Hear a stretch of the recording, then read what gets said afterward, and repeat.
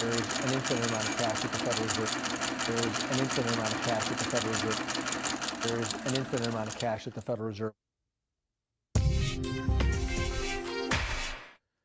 Good morning, Bitcoin. Today is Tuesday, June 16th, 2020. My name is Thomas Hunt, and this is the World Crypto Network.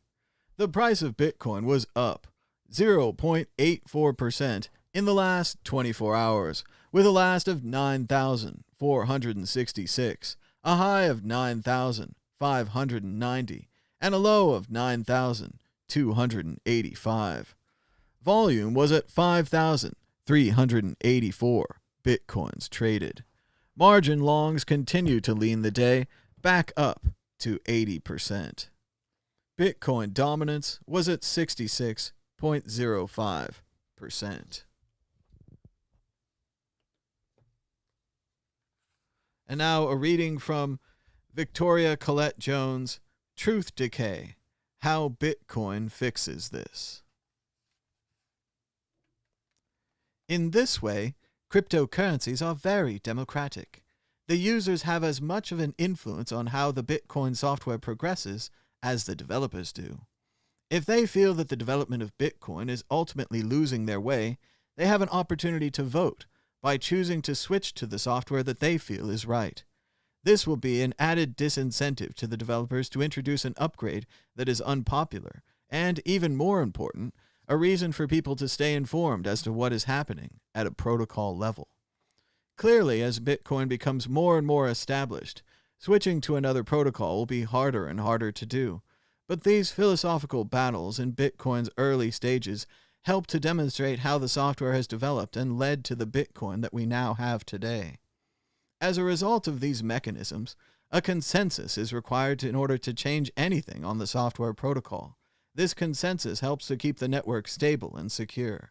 The decentralized nature of the network and the unanimity required to change the protocol means that no individual can pass a law to change how the Bitcoin software works.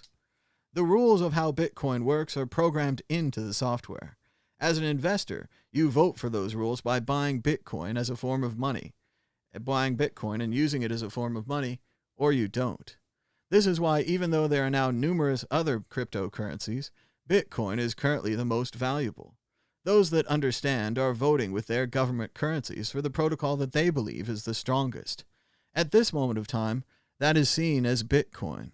It may have been the first cryptocurrency to establish itself, but most investors and users still believe it is the best, which is why Bitcoin is the cryptocurrency that currently costs the most to acquire. The features of Bitcoin, as described here, are what make it extremely valuable. As a result, it has been increasingly seen as the best form of money that has ever been known.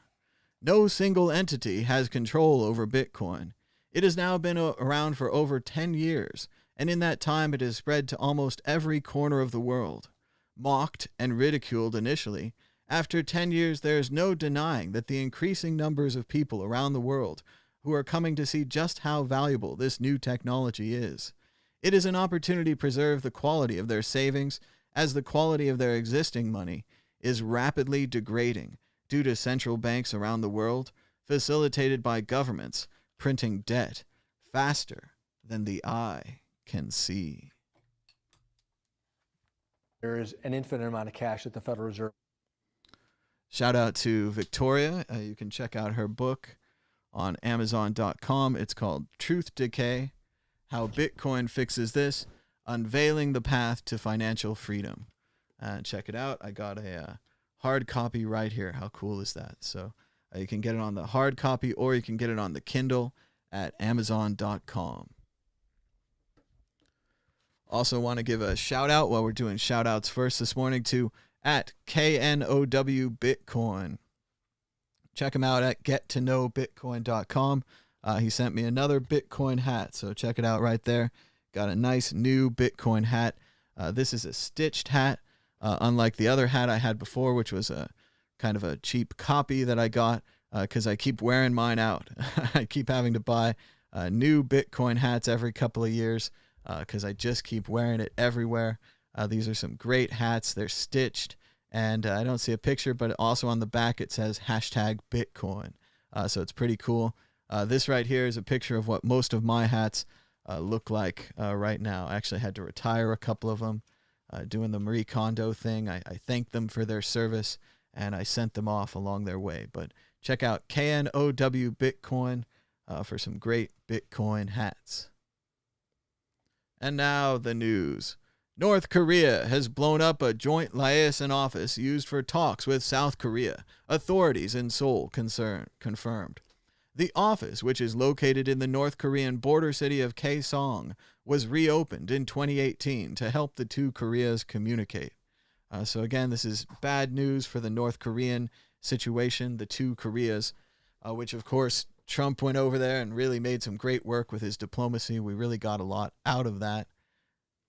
But now they have blown up the office that was used to help them communicate. A very negative sign. Remember, in North Korea, we still don't know what's going on. Kim Jong-un has seemingly disappeared from the spotlight, while his sister now seems to be in charge. It is possible that Kim Jong-un is no longer with us. Good thing Trump has such a romantic relationship with him. Speaking of Trump expected to sign modest police reform order on Tuesday. No, that doesn't mean that he's going to suggest eating the police. Just every time you see a modest proposal, you think that we should just start eating the poor. Anyway, President Donald Trump is signing an executive order Tuesday to establish a national certification program for law enforcement agencies and a database to better track excessive uses of force by police officers nationwide. It's being seen by most as a middle-of-the-road reform, leaving most of the reform to the Senate and the Congress. While Trump has said on Fox News, "I don't like chokeholds," he hasn't done anything about it. The executive order is to basically also give them incentives. This would be an incentive-based program, do better, and get more money. So instead of defunding the police, he's sending more funds to the police. Chris Calergo writes, "It's hilarious that anyone thought it was a plot hole that after the events of Jurassic Park, people would dare reopen the park and be eager to visit the reopened park. It turns out people are just fine going back to Jurassic Park. Who cares about the virus? Let's have fun." And now the Bitcoin news. Bitcoin price drop to 8,900 was caused by whales selling at major exchanges. Whee! Look at that graphic. You can see the whale, and he's just riding it. So once again, whales at major exchanges dumping the price of Bitcoin down to 8,900 when it seemed to track the stock market. The inactive Bitcoin supply reaches a 4-year high, pointing to bullish Bitcoin sentiment. Look at the wave. We really have like a wave theme going today. Inactive Bitcoin, 4-year high. Peer-to-peer crypto exchange champions Africa in online sessions. Check out Paxful. They're offering 6 free online sessions to educate African consumers and businesses about Bitcoin. Sounds great. Good job, Paxful. $930 million in Bitcoin options expire next Friday. Time to worry? Oh, that graphic's not very good. Much attention has been paid to the Bitcoin's options and futures market, and each week, crypto media reports on a new record open interest figures being achieved. As the date of another futures and options expiry approaches, traders are becoming anxious due to the fact that the Bitcoin price has consistently failed to pass the $10,000 mark.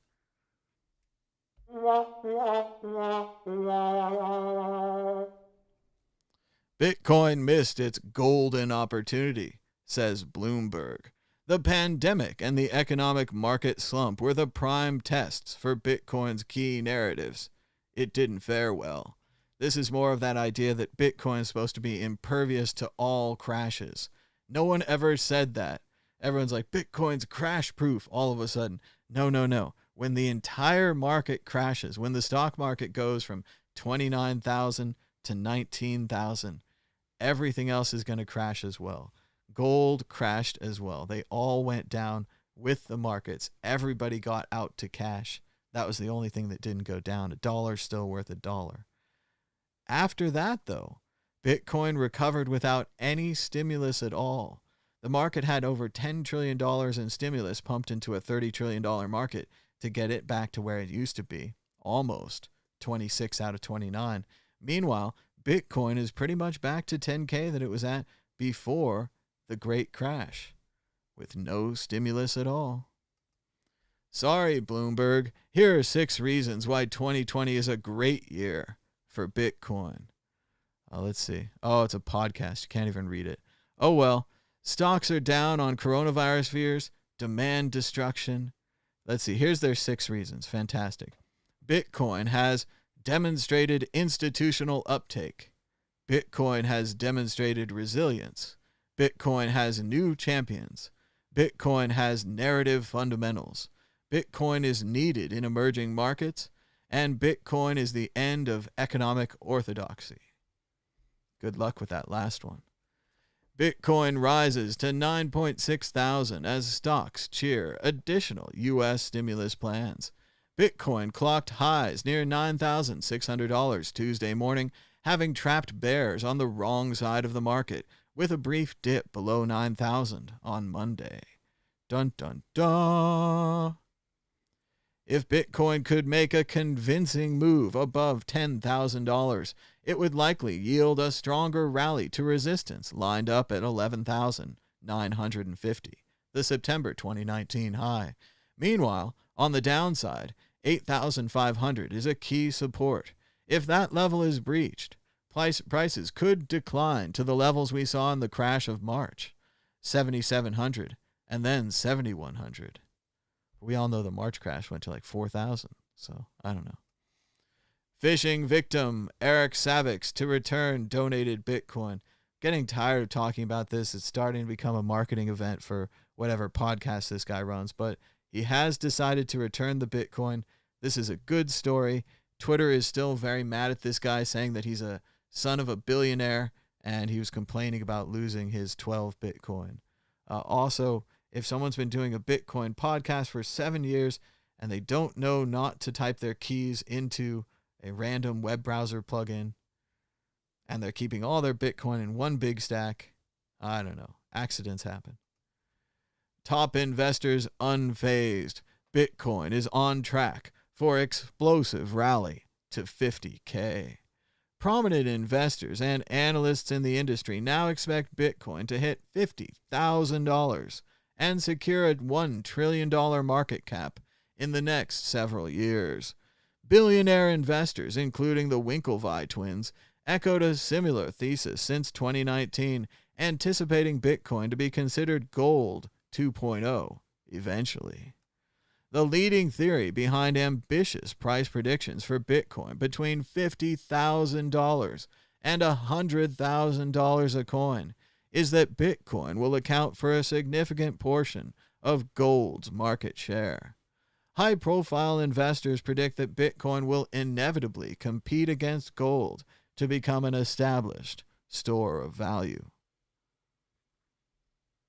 Sounds good for Bitcoin.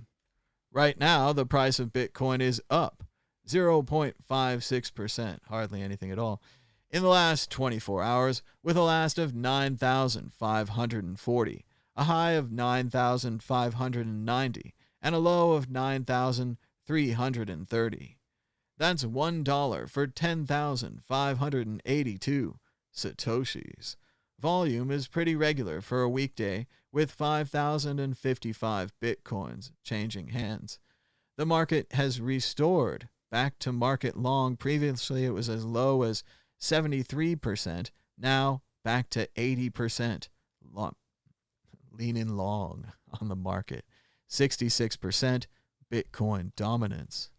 Check out worldcryptonetwork.store, where you can get the popular Treasures Don't Float t-shirt and impress your friends with your knowledge of the floating capacity of Bitcoin wallets. Also, check out the World Crypto Network podcast on worldcryptonetwork.com and many other places where podcasts are served. It's up to date again.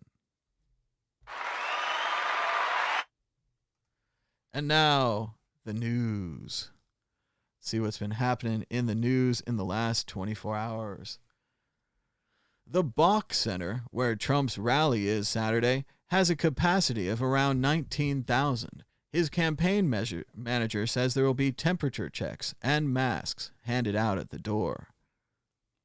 So despite that warning, and despite the fact that they don't believe in it, they're going to be temperature checking, giving them hand sanitizer, and giving them a mask. I wonder if the president himself will wear a mask. I doubt it. President still thinks coronavirus wouldn't exist if nobody got tested for it. Yikes. Ted Cruz is still fighting with the actor Ron Perlman. And Ron Perlman is just mocking him now. Ted Cruz continues to challenge him by saying that Ted Cruz says, "I get it, you're rich, but apparently soft.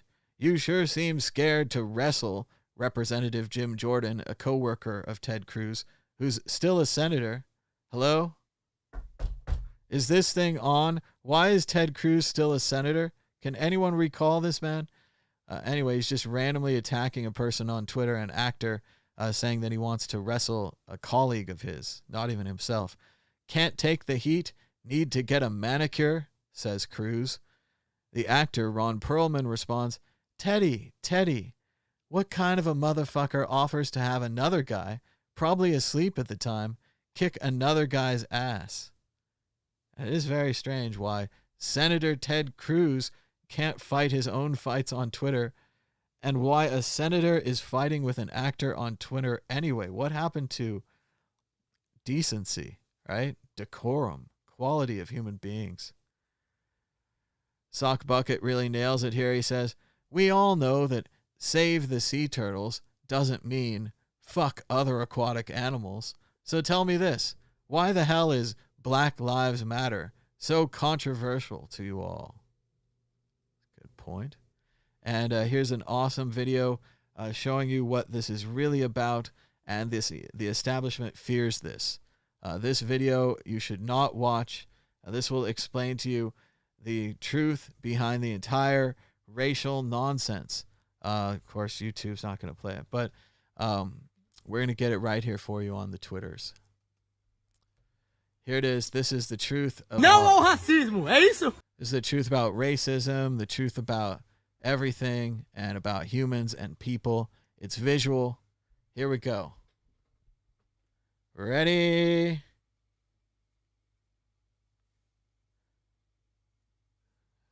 I had a drum roll. All right, there we go. The one guy's putting dirt on his head. The other guy's got his head in the bag. They both have their heads in bags. They pull their heads out. There it is.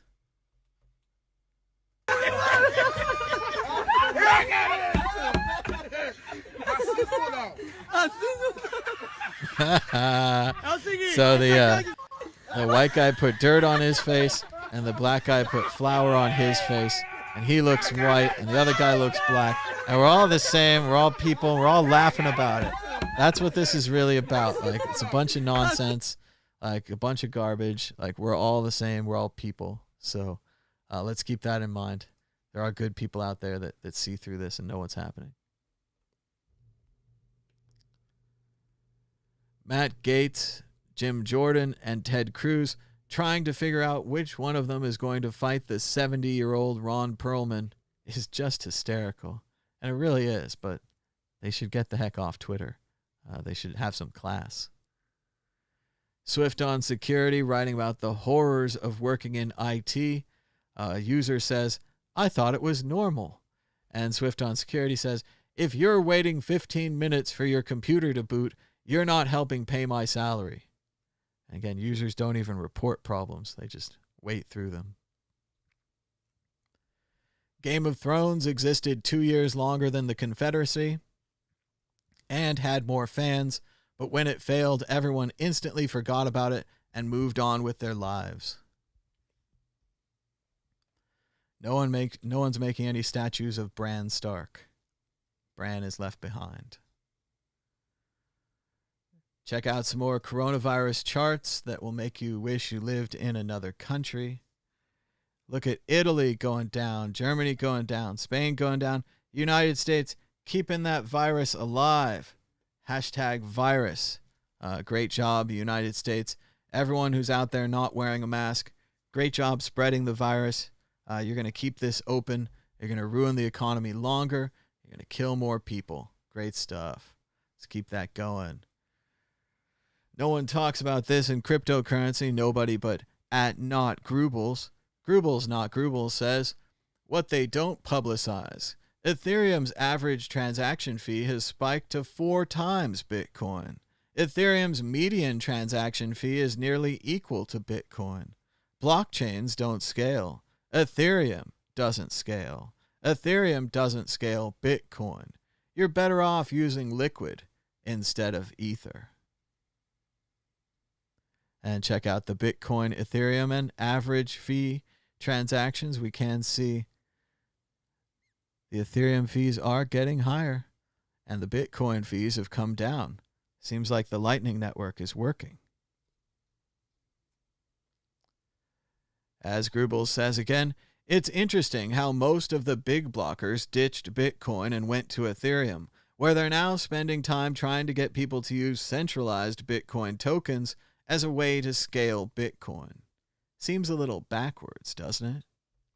It really does.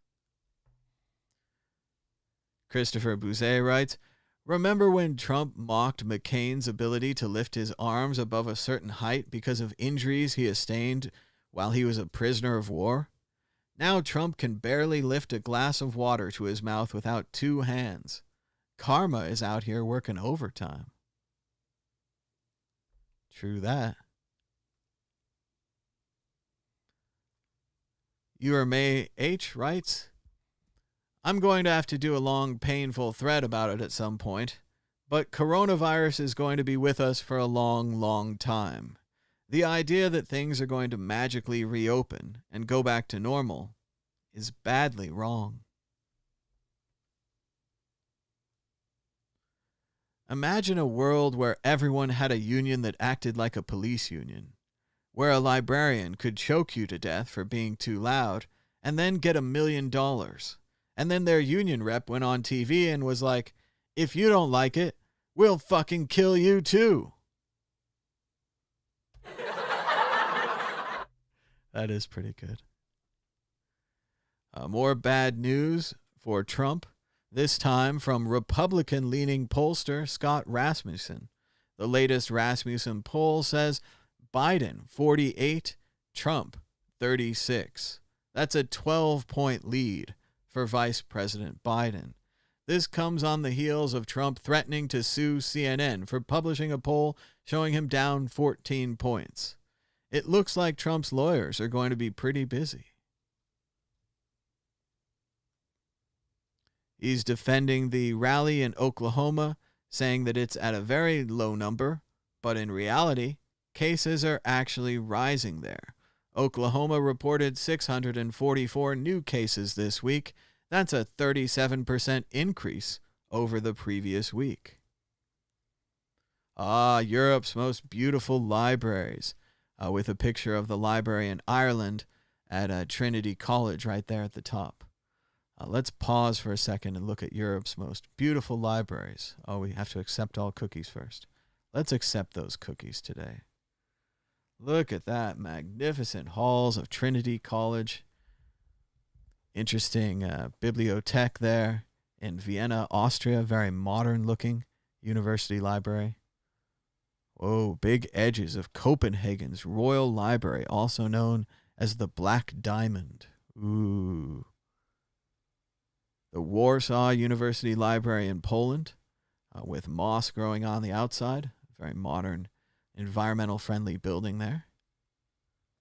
The Biblioteca Nazionale Marciana in Venice, Italy. This is funny. I went to this square, but I didn't know there was a library there. Next time for sure. It says the Marciana Library contains one of the most important collections of Greek, Latin, and Asian manuscripts in the world. Nice. The John Rylands Library in Manchester, United Kingdom.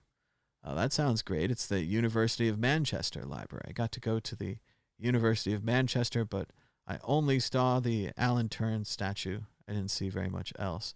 And another one in Austria. Looks like I'm going to have to go back to Austria soon.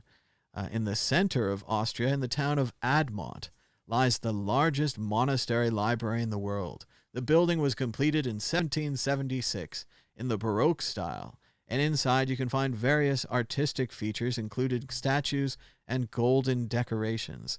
The 7 ceiling frescoes were inspired by the spirit of the Enlightenment and were painted by the 80-year-old Bartolomeo Almonte in the summer months of the year 1775 and 1776. Particularly beautiful are the 4 bronze statues in the corners of the main hall, representing death, the resurrection, hell, and paradise. That's a nice looking library. Woo! Let's see if we can enhance. Make it bigger. Oh, it got bigger. Are you guys seeing this? Woo! The colors, the white walls, the gold touches, and of course the ceiling. You know, if you can't have a ceiling like this, you really should. I went to some houses in England. Not houses, they're like country estates. But I went to some old country estates, and they had ceilings like this in private residences. So that, you know, instead of watching, you got to figure no one had TV. So you would just sit around and stare at the ceiling. And you'd be like, this ceiling is incredible. And you go to the other room, you'd be like, this ceiling's also incredible. And then you go back to one of our normal, looking at my own ceiling now, a white ceiling. It's pretty fortunate to have a ceiling fan on it. And you're like, this is a normal ceiling. Oh, well. But check that out. Lonely Planet, Europe's most beautiful libraries. Very cool. We have an update on the continuous situation of the Karen in San Francisco. She was being critical of the man for writing on his own street with chalk. It was a bad look. And her company has lost a contract with Birchbox, and now her husband has been fired from the wealth management firm Raymond James. You'll recall in the video that the husband was standing a few steps back from his wife while she confronted the man for writing on the sidewalk with chalk, right? Who cares? And then she did proceed to call the police on him to get the men with guns to come take care of the man writing on the sidewalk with chalk. Fortunately, he lived in the building. He knew everyone in the neighborhood. He even knew the police. So he was not in trouble, and he was not shot to death. But yes, this man stood a few steps back and filmed his wife as she confronted him for writing with chalk on a random building. So it's funny to think they thought the video camera was going to protect them when a video taken by the other man ended up ruining them. The man even says in the article, there's an article I linked to later, and he says, he offered them a chance to come back. He went inside his house and knocked on the window and waved at them. At that point, they knew that he owned the house and that they were wrong. And what he would have hoped is they would have come back to his house, knocked on his door, and apologized and said, hey, we're sorry, man. We were out of line, and especially not called the police on him.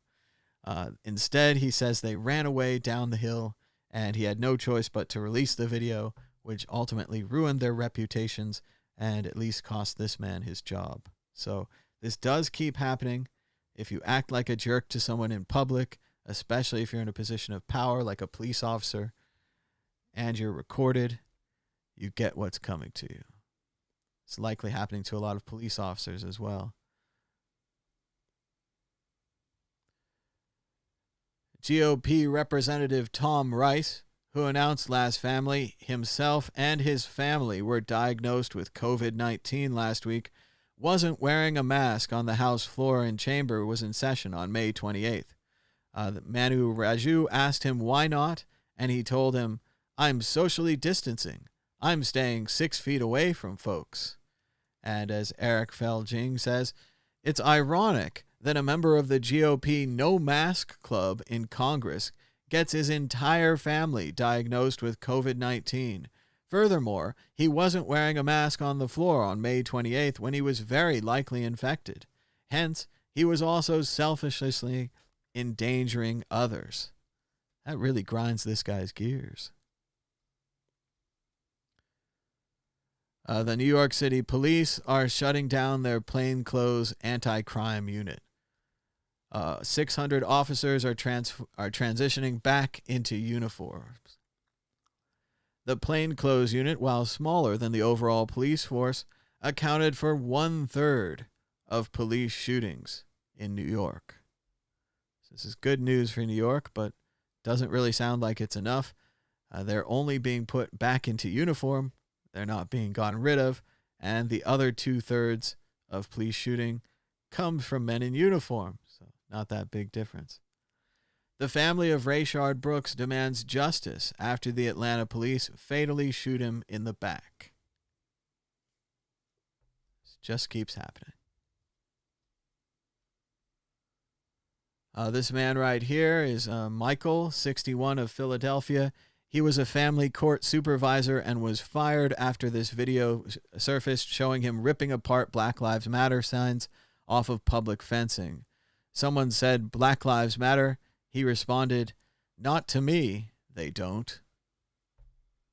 He was a family court supervisor. So again, 60% of all Bitcoins have not moved in at least a year, according to Glassnode. A woman's body was found hanging from a tree near a Georgia Walmart. These lynchings of black people are not coincidental. And they just keep happening. This is after the one in Los Angeles just a few days ago. The police say they don't suspect foul play. So these people are just hanging themselves up from trees on purpose? The head of the Atlanta Police Foundation says that 19 Atlanta police officers resigned over the weekend. Morale is at an all-time low. As Christopher Bouzet says, in other words, we are being held accountable for our misconduct, and abusing black people is no longer fun. And just to show there are good cops in Atlanta, 19 of them resigned from the force, doing the right thing, getting out of there. You're surrounded by bad apples? Get out of there. Check out how you can help out the Internet Archive at archive.org. Donate to the Internet Archive. Volunteer. Help them out. Find some old games. Play some old games. Spread the word. Internet Archive. Archive.org. This was pretty bad from Dan the Dark Pill. He found a Hex advertisement, presumably by someone spamming Hex or someone maybe working for Hex. Let's take a look here. We have to zoom in on the image first. Only Hex can do this. Automated, decentralized wills. You've been diagnosed with cancer, and the doc says you have about a year to live. You can give your child a birthday gift for the next 15 years. Set up staggered stakes ending on his birthday. So there you go. Pretty terrifying advertisement from Hex. As Dan the Dark Pill says, if you have terminal cancer, put your children's inheritance in Hex. Scary. And I agreed. That shit is dark, yo. It was indeed. Breaking news, the FDA has withdrawn emergency use authorization for hydroxychloroquine. That's right. No more hydroxychloroquine. It just keeps killing people. The more we test it, the less it works. It's almost like there's a reason for science. So yes, no more emergency use for hydroxychloroquine in the United States.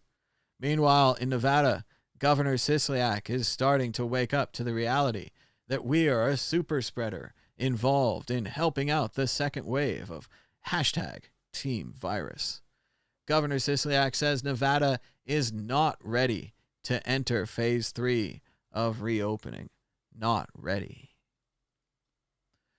Check out some great postcards from the Internet Archive. Help to have a palate cleanser and clear things out.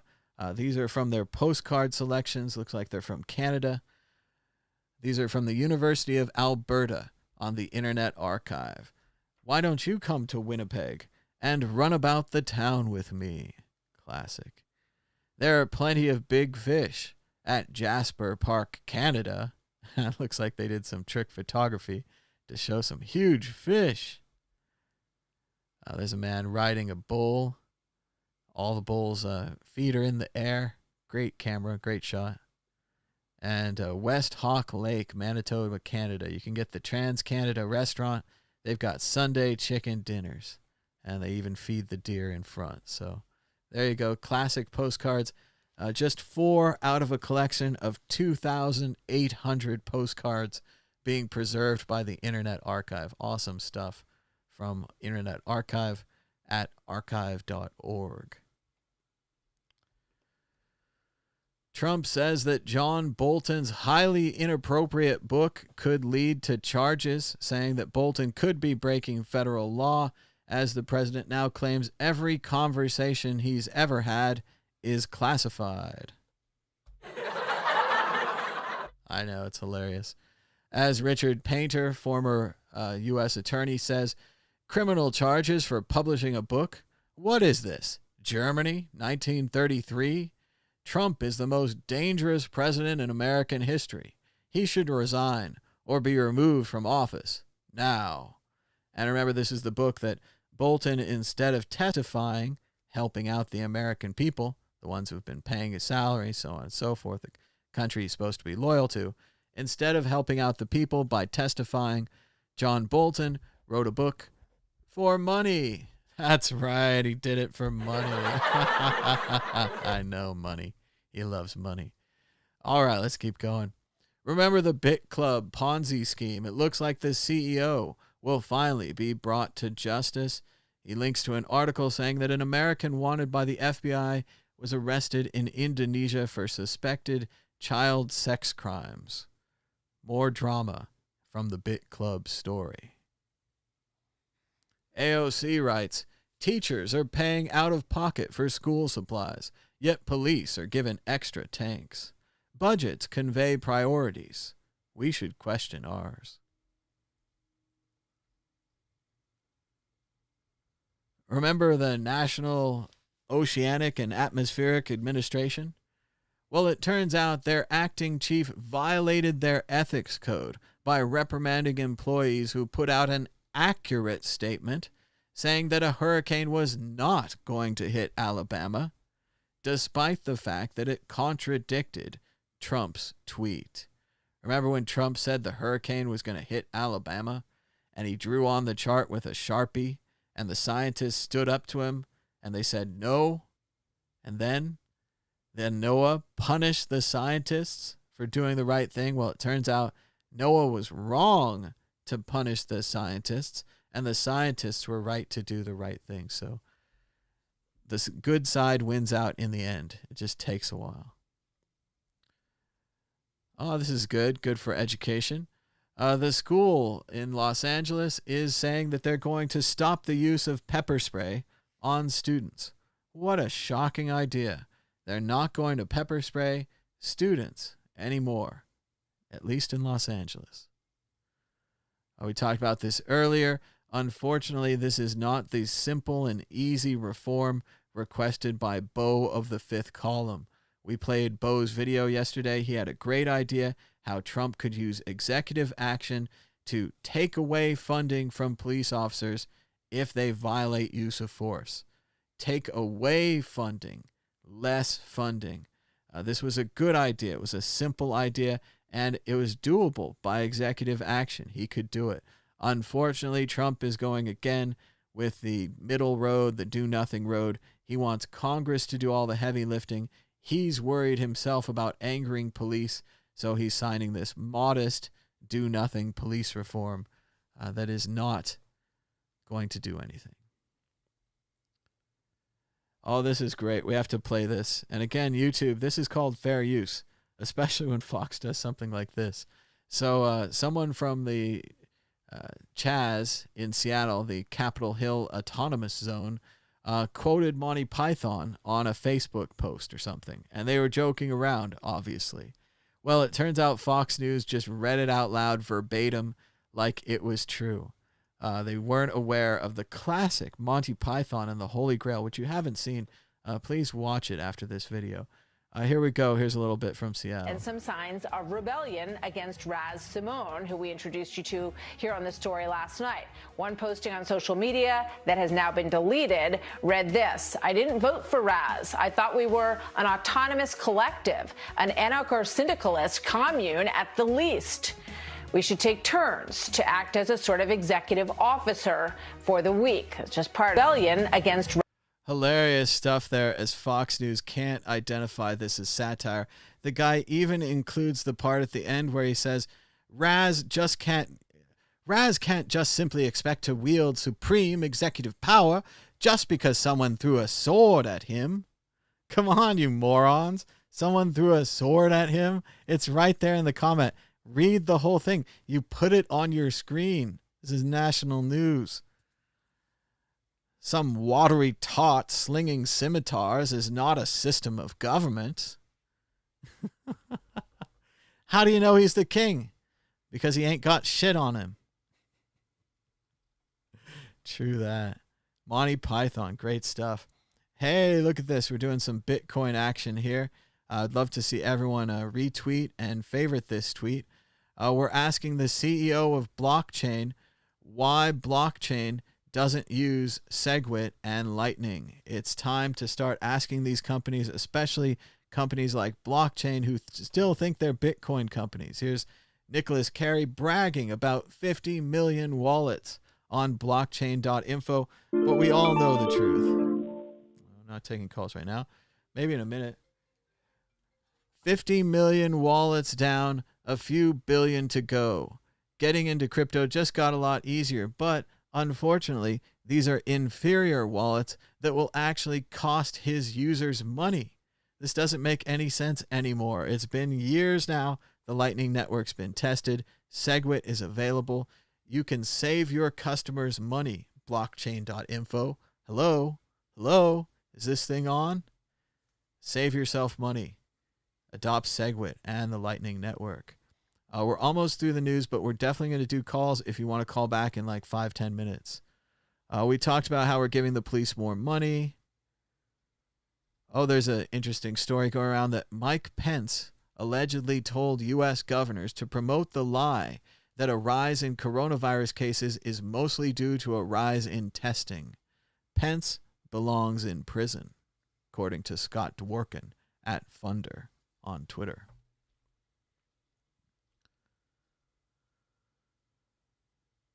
Again, he encouraged governors to repeat a misleading claim about coronavirus, or, as Stone Kettle says, lie.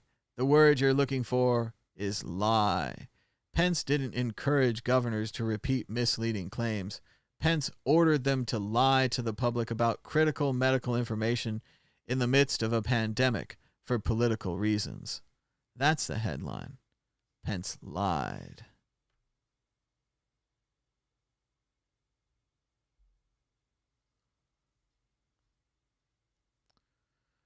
And yes, there's the follow-up article on the Karen who rode the bias off a cliff. And then Pence was on Fox News saying more crazy things. And he managed to turn a conversation about police brutality and protests into a conversation about school choice. It was a classic pivot back to his talking points. But it looks especially bad after more than 2 weeks of protesters in the street. What are they hiding? Why won't the Trump administration reveal where $500 billion of Americans' cash went to? Why are they hiding this? We're going to find out. Check out Tallycoin version 2.0 from our friend DJ Booth. Tallycoin has no fees. Tallycoin sends money directly to your own wallet. Tallycoin has Bitcoin and Lightning Network, and Tallycoin sets the standard. Look at the new Tallycoin. It's all based on Satoshis. It's got a pie chart. Oh, this is great. Keep working on this. It says paynims are also accepted. Let's see. Does our fundraiser still work? I don't know. Let's see.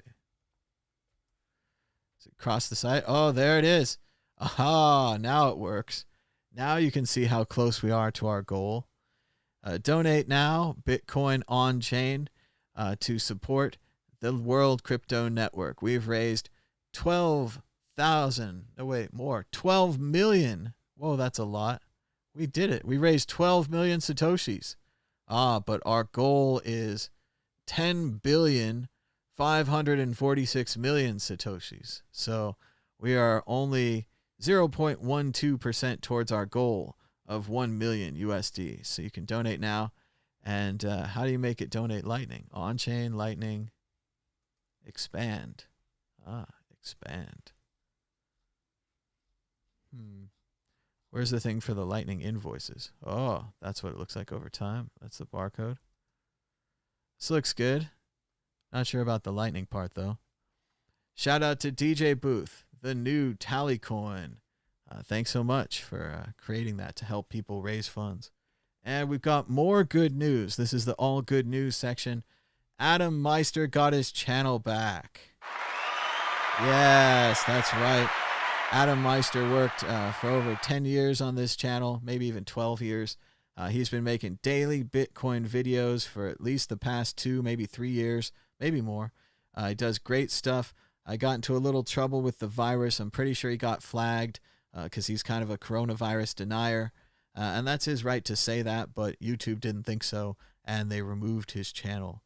Not sure if he had to take down some videos or do something like that, or if they just removed monetization, but at least he's got his channel back, and now he can download a backup copy of it, and that's the way to go. You always need a backup copy of your YouTube channel these days.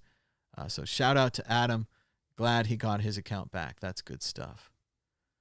And I think we made it. We made it to the top of the news. So check it out. I made some new call graphics. Now we can have the call now at the bottom of the screen. I moved the board over to the right. I'm not sure if I like it. I think I was better driving the board out of my left hand rather than my right hand, if that makes any sense at all. So now I'm probably going to move my monitor and move the whole thing back over to the left. I don't know. It's crazy.